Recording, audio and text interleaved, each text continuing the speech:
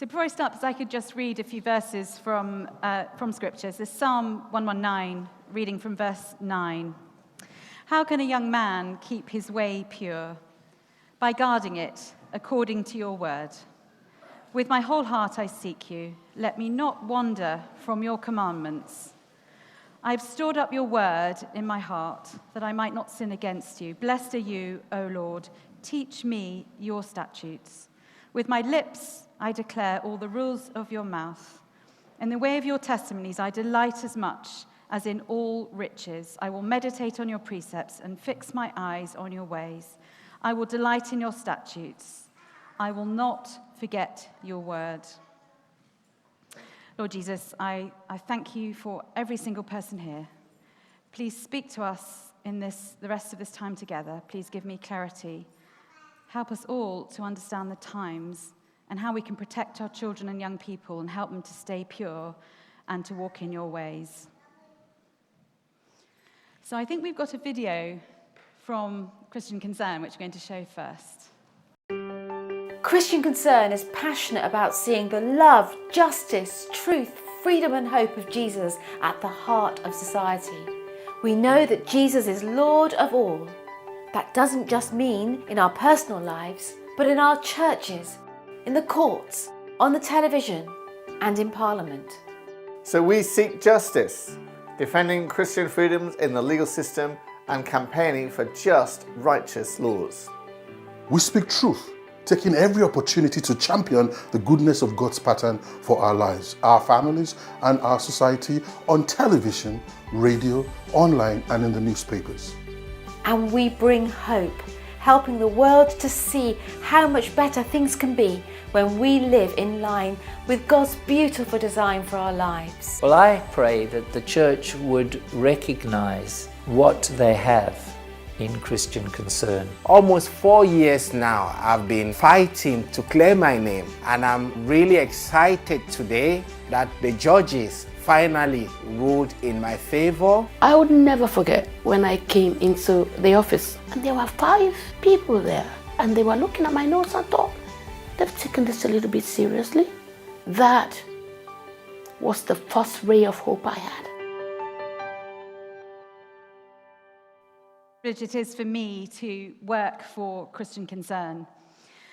It's an absolute privilege as well for me to be here. I've been thrilled listening today so far to everybody, your inspiration, your passion for the children of your nation. It's absolutely humbling.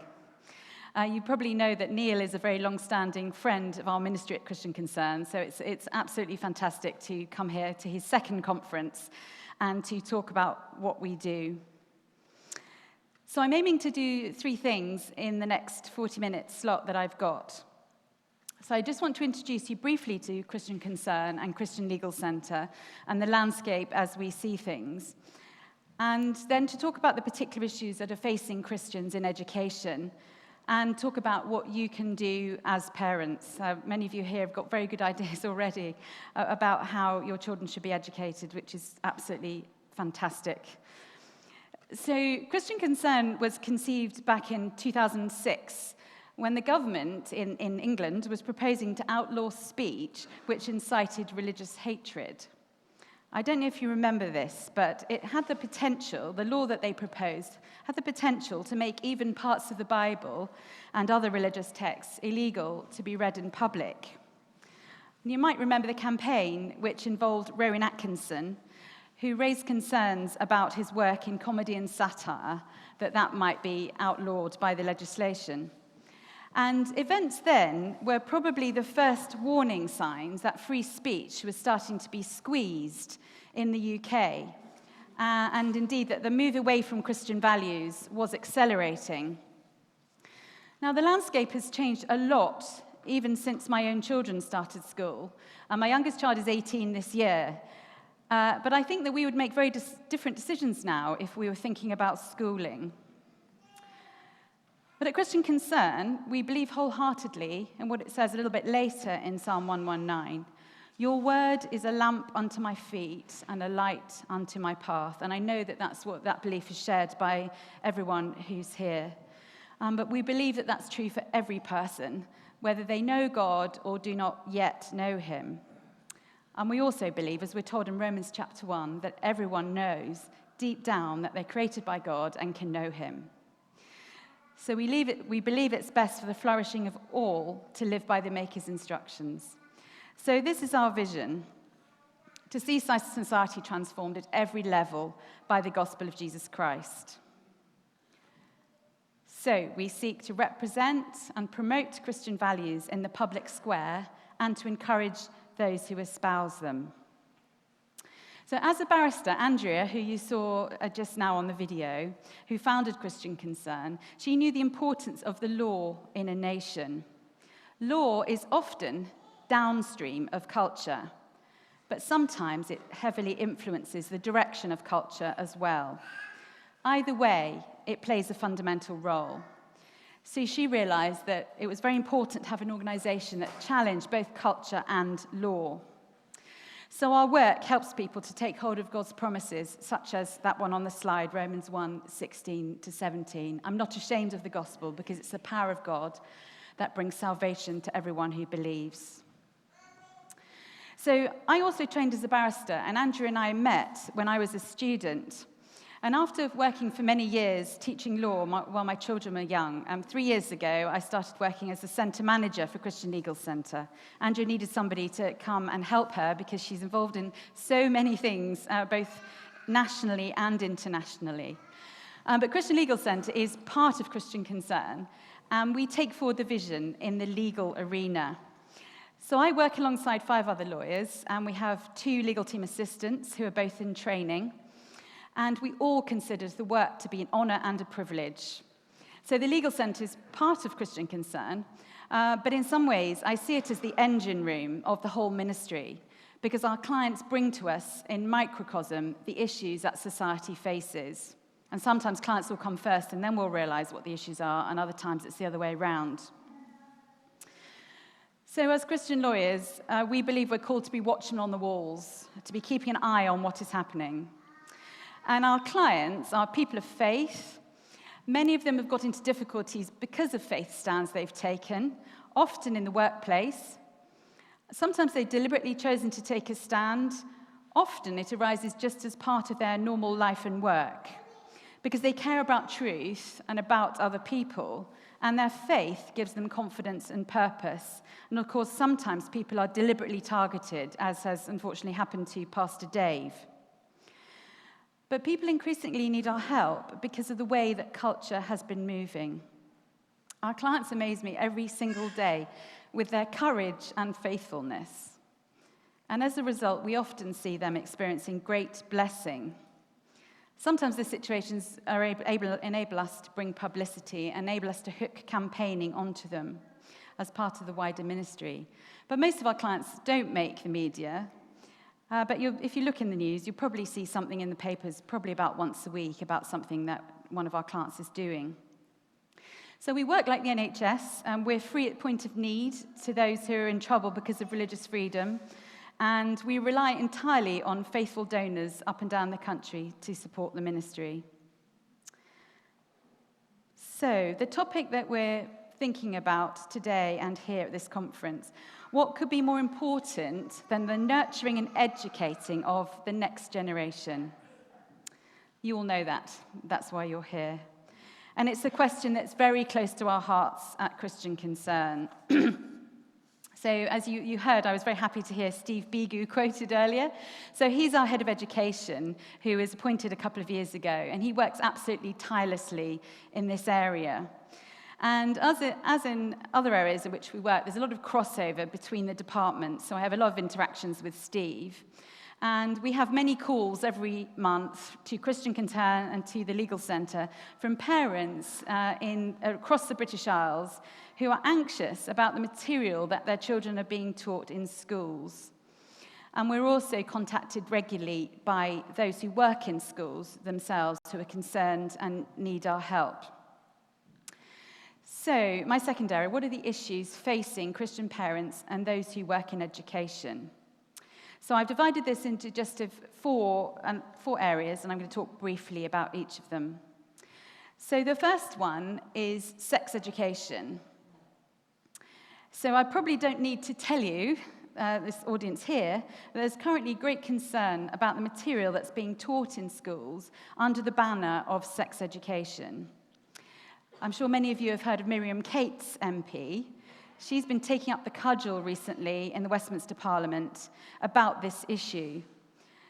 There's an influential movement that's afoot that's known as sex positive, which might sound as a positive thing in the first instance, but in fact it aims to introduce inappropriately sexualized material to young children with a kind of idea that the more the younger, the better, and this might keep children safe. And we know that that's actually far from the truth, and it's actually a lie. And of course, there's the ongoing and relentless pushing of LGBT+, etc. material and material on gender identity in education settings. So here on this slide, you can see just a few, and I hope you can read it, but just a few of the myriad of inappropriate books and material currently being used in our primary school. All of them have been brought to us by concerned clients and supporters. There's a vast array of providers of sex education materials. They're mainly created and delivered by activists. Probably this is a natural consequence of sex education having become mandatory in schools. So schools are actually paying these people to come in and indoctrinate our children. So this is Calvin and Nikki Watts. They got in touch with us last year when a particular book was being read to their 7-year-old daughter. She was actually in a Church of England primary school in the south of England. So we were very concerned to see the material, so we helped them complain. They didn't get anywhere within the school. We went to the governors, we went to the Church of England Education Department, didn't get any joy at all. And we got their story into the media, and then they were interviewed on GB News. But this kind of thing is all part of our ongoing campaign to raise public awareness over all these things. What was amazing, that Calvin and Nikki, I think probably maybe wouldn't have described themselves as Christians, or certainly Nikki didn't, but they were so grateful to us for helping them and to make a stand. And in fact, I think, that they moved towards faith, Nikki in particular, as a result. And they decided to remove their daughter from the school eventually because it was all so difficult, all their daughters, the 3 daughters. So these are the kinds of people that we're helping. They instinctively know that this material is not good for their children. So this was the book that they were worried about. It's called It Feels Good to Be Yourself. And so along with other similar books, it's being used to indoctrinate children into believing they have an inner, quotes, gender identity, which may be other than their biological sex. So apart from being entirely unscientific, the ideas are based on very stereotypical ideas of sex and gender. So princesses, books, ponies, they're for girls who should wear pretty dresses, and climbing trees and fighting, that's things that boys do. And if you don't like those things, then you might in fact be the other sex inside. So listen to this now. This is the book that Nikki and Calvin were concerned about this video is being played to their 7-year-old daughter. In all seriousness, the consequences of this kind of thing being taught in schools is serious. It's also clear for all to see. So here's a slide that shows the ballooning of the number of young people, quotes, identifying as bisexual since 2014. And so you can see that there's been a near tripling. And then there's a chilling quote from the American College of Pediatrics, which is up here: conditioning children into believing a lifetime of chemical and surgical impersonation of the opposite sex as a normal and healthful is child abuse. And of course, the kind of indoctrination that you just saw in that video is the first stage onto this path of moving into medicalized changing of sex and making children believe that they are a different sex to the one that they biologically are. So, sex education in schools is currently subject to a sorely needed government review in Westminster for England and Wales, which is very good news, but of course we don't know where it's going to go. So they are looking into it, and I understand that the Prime Minister is concerned personally about it, but we don't know, and we need to pray, and of course for Scotland as well. So my second area is pride. So it won't escape your notice that the month formerly known as June has been renamed.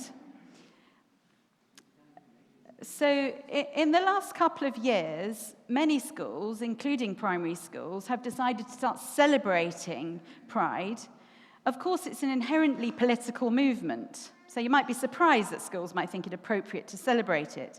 Peter Tatchell has called it political activism with a carnival-like atmosphere. It celebrates, in fact, the Stonewall riots of 1969. And I think it's right to say that it's not synonymous with people who identify as LGBT+. Not everyone who considers themselves part of that community supports it, and people who are not do support it. So as many as half of all schools may be marking Pride Month in 2024, and many will also mark its cousin, which has recently come into existence, known as Gay History Month.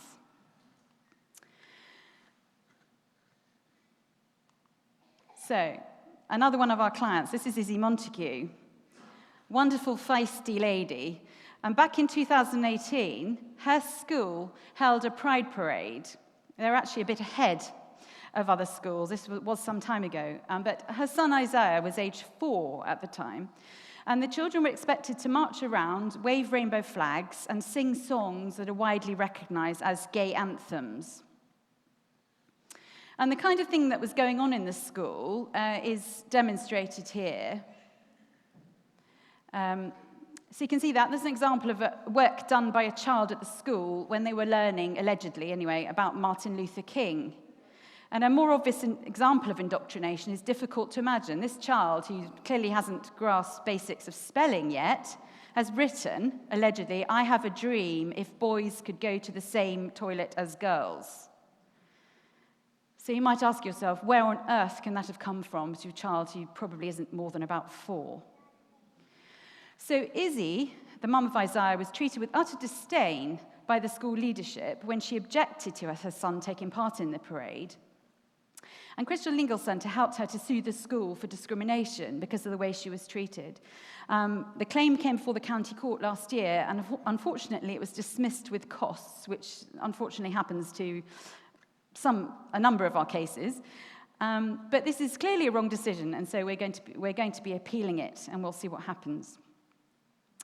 So the third area is transgenderism. So I've alluded to this already a bit, but one of the consequences of the secularization of society is confusion about identity. And of course, we've heard about that just now. And I'm just looking at the head over there who was talking just now, saying that the child that came out of your school said she knew who she was because she knew that she was a child of God. How amazing. And we want that for all children, don't we? But instead, we have confusion. There's no recognition of a creator. Our young people are encouraged to look inside themselves to work out who they are, even whether they're a boy or a girl.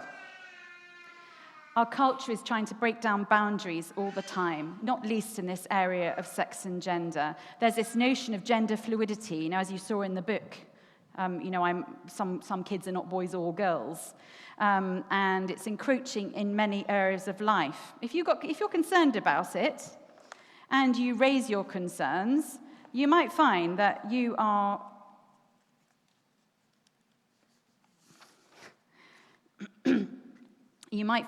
targeted, and that's what has happened to quite a number of our clients. So this might be in the workplace, it might be at school. You'll be punished for your views and for daring to raise them. So this is Nigel and Sally Rowe. And they raised concern about transgenderism some time ago. They were a bit ahead. They recognized what was going on, where in their local C of E primary school, and this was 4 years ago. So I'm just going to let them tell you a little about their own story in the next 3 minutes.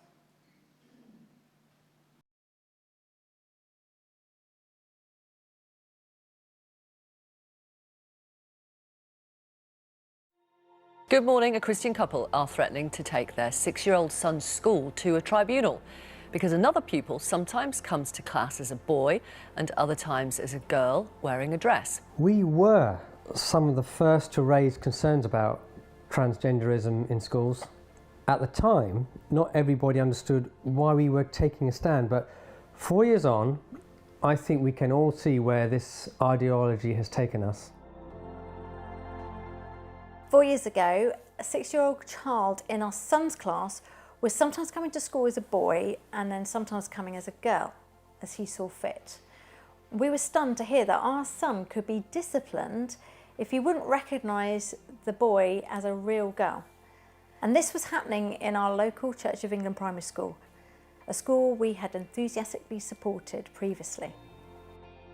We felt we had to home educate our children because of the school's extreme position. The media coverage was astonishing, but a wonderful opportunity to speak the truth on TV, that God's plan for our lives is best, and that transgender ideology is actually harmful. We've been hard at work now for 4 years and supporting Nigel and Sally to help them make the best possible case that the transgender policies of schools are not harmless. They're not harmless. We've secured well over 100 pages of evidence from experts around the UK and around the world, demonstrating that affirming a child's transgender identity does more harm than good. Standing with Nigel and Sally to take their case forward doesn't just help their children or others who are being forced to go along with this lie. It helps the gender-confused children themselves and all those around them. It's a brave step for Nigel and Sally and these experts to take, but it's essential. We must expose the damage that's being done by this ideology to our children, to families, to communities, to school communities. The truly compassionate approach, the truly loving approach, the truly truthful approach is to expose the ideology for what it is and help those that are caught up in it to see the truth. It has been a long time, but it has been worth it. We are really glad that now we are able to move our challenge forward. This isn't just about our children or our school. It's about challenging guidance that's used around the country that denies the reality of biological sex, and it also leads to long-term harm.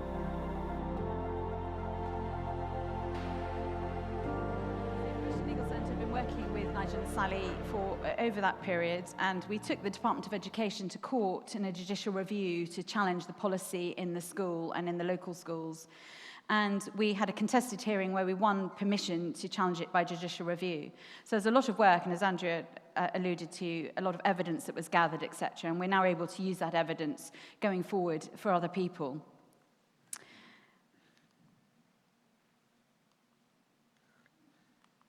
So here's an example of some of the material that's being used in the school in this area, this sort of nonsense gender unicorn. And you can see up there how that's being used and what's being presented to children. And then in terms of books read to primary school children, and saying here, it's called My Princess Boy, this book. And his dad tells my princess boy how pretty he looks in a dress. But this really matters. And as Andrea said, it's harmful. Research demonstrates that puberty provides a natural cure to gender confusion in many cases, and for boys, perhaps as high as 98% of cases. We shouldn't be locking children into this path before puberty, but we should help them to manage their feelings and accept their sexed bodies given to them by God. So we're excited that the Westminster government recently issued new draft guidelines on gender-confused children, very, very late in the day, but better late than never. And this is a start to trying to redress the balance on these issues, and an attempt to rein in the culture that currently encourages the social transitioning of children with gender distress. So these guidelines are now out for consultation until March, and we hope and pray that they will stay as they are or even be firmed up, and that Scotland will then follow suit. So lastly, in this section, I just want to introduce you to a few of our teachers, the brave teachers who have stood up and been punished as a result. So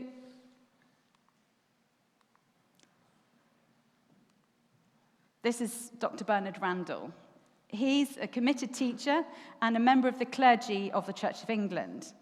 He was sacked from his role as a school chaplain after a sermon he gave, which had a heavy emphasis on tolerating one another, but which told children that they must make up their own minds about LGBT plus ideology. He said, you don't have to accept it. You must make up your own mind. But those words, even though they were actually really very anodyne, they were considered offensive and harmful in this secondary school environment and in this culture. He had gone too far. So he lost his job, and his fight for justice goes on with an appeal to the Employment Appeals Tribunal pending, because he lost in the first level employment tribunal. And there's other satellite litigation that's going on for him as well. So he's a long-standing client.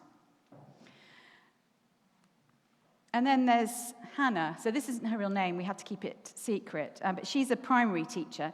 And she was sacked after a couple of years ago challenging school policy that appeared to involve unquestioning affirmation of a 7-year-old child as the other sex at school, and a total silencing around the situation within the school and amongst the parents and children. The school required everyone, including the other children, to go along with the fact that this girl was a boy now. With our help, Hannah raised, and we're thinking of new ways to challenge all of this, she raised safeguarding concerns with persuasive expert evidence that we'd already gathered from Nigel and Sally Rowe's case of potential harm to children, right through to the governors and the local authority. No joy from that. She then challenged the policy in court by way of a judicial review. But she was then sacked from her job and reported to the Teaching Regulation Agency for an alleged breach of confidentiality. And this, although her name, the name of the school, the child's name, were all kept anonymous all the way through. But she was being punished because she was challenging something which no one wants to be challenged. And it's a very important case because it goes right to the heart of how prepubescent children exhibiting gender distress should best be helped. But Hannah, as with all our clients, is motivated by her faith. She believes that we were created male and female and that girls can't become boys. And she is seriously concerned for the welfare of the child concerned. And she felt unable to be complicit in what was going on. It's a privilege to help her and walk alongside her. And this is Joshua Sutcliffe. He was recently struck off the roll of teachers after a chain of events that began with him starting a Bible club in the Catholic school where he worked as a maths teacher.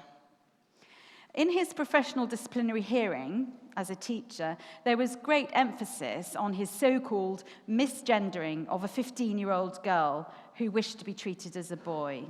He said, "Well done, girls," to the group, and she was there and said she's a boy. His fight for justice also continues and has been recently appealed to the administrative court. So we'll see where that goes.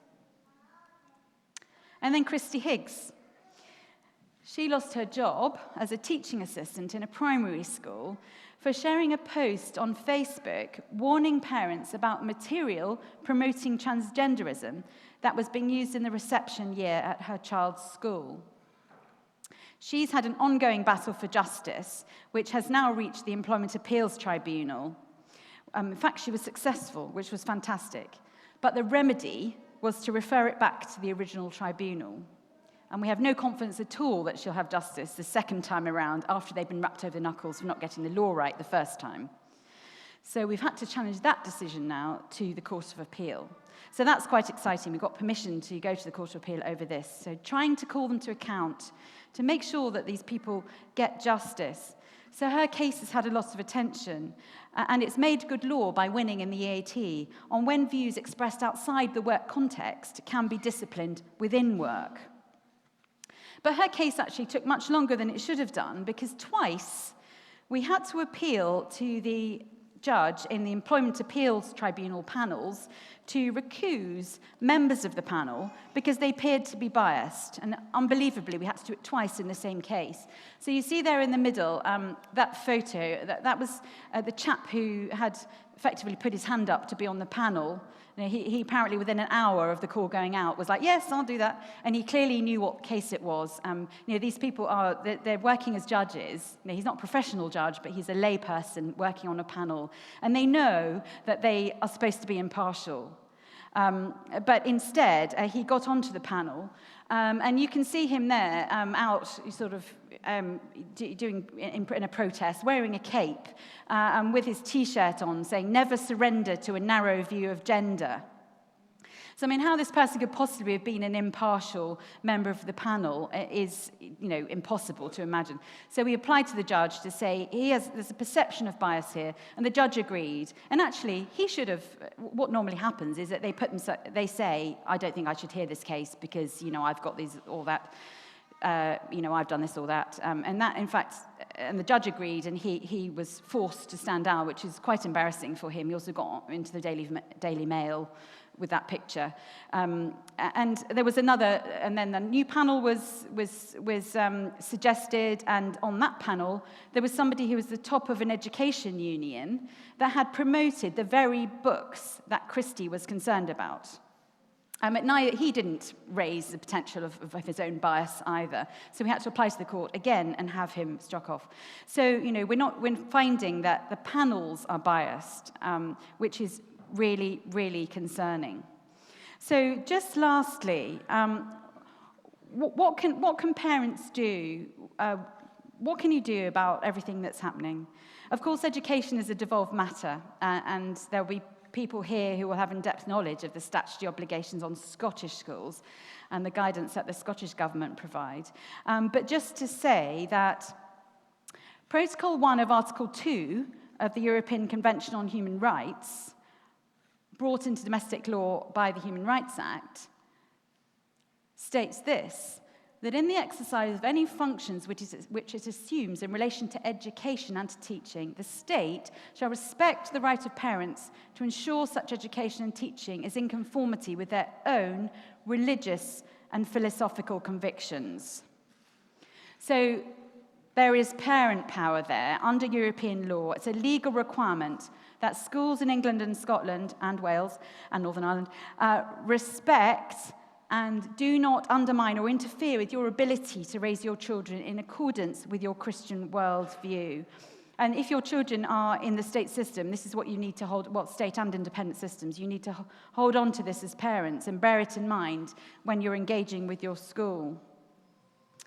So that schools don't have the right to prevent you from withdrawing your children where you feel that the subject matter at hand is such as to proselytize your children on moral issues in a way that infringes your rights to raise them in accordance with your own religious convictions.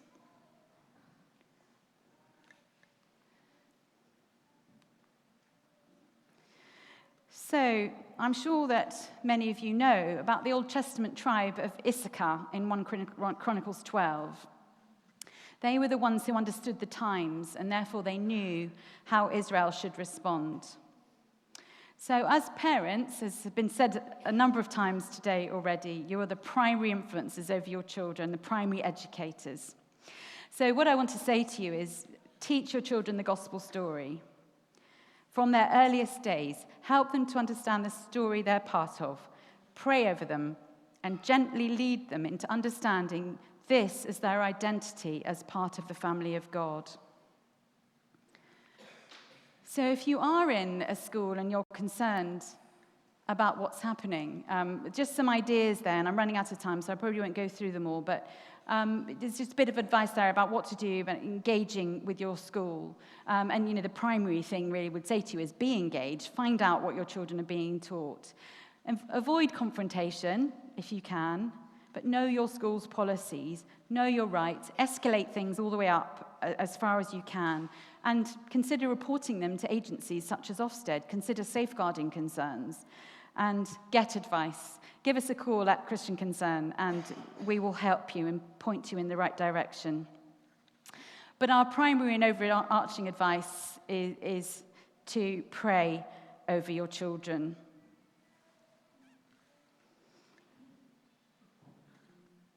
Your Heavenly Father, our Heavenly Father, cares far more about your children than you ever could. And he will lead them into all truth if that's what you ask him to do. So some other ideas there, many of these things which you are thinking about today at this conference. So, of course, things like home education and the new Independent Christian Schools Network, which we've had some marvellous examples demonstrated to us earlier. All the schools that are within the Christian Schools Trust, I think it's called, which Steve Bigu heads up. And then Pastor Dave thinking of starting his own school, others of you thinking of starting your own schools. It's fantastic. And then supporting teachers who are in the system already. Raise it in your churches. Ask your churches, can we fund something? Can we start something? How can we support those who are in education? I think church leaders are starting to wake up to these issues. So our education team under Steve is working really hard to facilitate and encourage the setting up of Christian schools up and down the country. And, of course, this is why this conference is happening today. So we've got some packs at the back on the table with how to start a Christian school. And Steve Bigu will be absolutely thrilled to hear from you if you're thinking of doing that or would just like to talk that through. And there's many other people here who will also be able to help you. So I've got lots of other free resources at the back on the stand. Please do all come and say hello after this and take the free resources. There's also some books for sale which you might find interesting. And at Christian Concern generally, we're here to help you with advice and resources. And we're always in close touch with Neil. So please do look on our website and see what's there. And just to say that we all know, don't we, really, that we're in a spiritual battle here. And we're representing a faithful remnant who stand up for truth, whatever the cost. And it's so exciting to see this event and see your commitment to the education of our children. And it's part of being a remnant, isn't it, that we need to now stand up and make sure that our children are educated in the ways of God. So I'd absolutely love you to come over to the stand afterwards, and some of you have already done that and had a chat to me, which was great. But if you're not already receiving our weekly emails, do please come and sign up at the sheets at the back. And then we'll send you a weekly email for prayer and with information and for action. And there's a QR code there, and so that takes you to the place where you can sign up if you'd like to do it that way. So I want to invite you to become part of our community. It's really exciting, and we'd love you to be part with us and to tell us what you're doing and to keep us up to speed with what you're doing here in Scotland. So just to close, thank you so much for your time. I pray that the Lord will bless you as you seek to make his way known in Scotland and you seek to protect our precious children. Thank you.